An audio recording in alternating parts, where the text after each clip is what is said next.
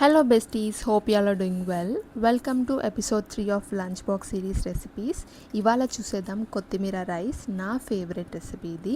దీనికోసం నేను ముందు మిక్సీ జార్లో ఒక హాఫ్ కట్ట కొత్తిమీర తీసుకున్నాను అండ్ దీంట్లో ఒక పచ్చిమిర్చి కొంచెం పుదీనా వేసుకొని బ్లెండ్ చేసేసుకొని పక్కన పెట్టేసుకున్నాను.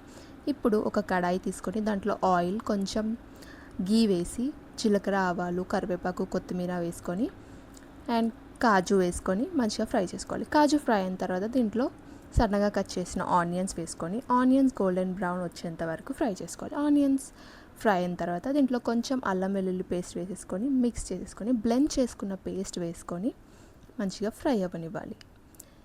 ఇది ఎంత బాగా ఫ్రై అయితే అంత టేస్టీగా ఉంటుందన్నమాట. సో ఇది ఆయిల్ పైకి తేలేంత వరకు దీన్ని కుక్ అవ్వనివ్వాలి.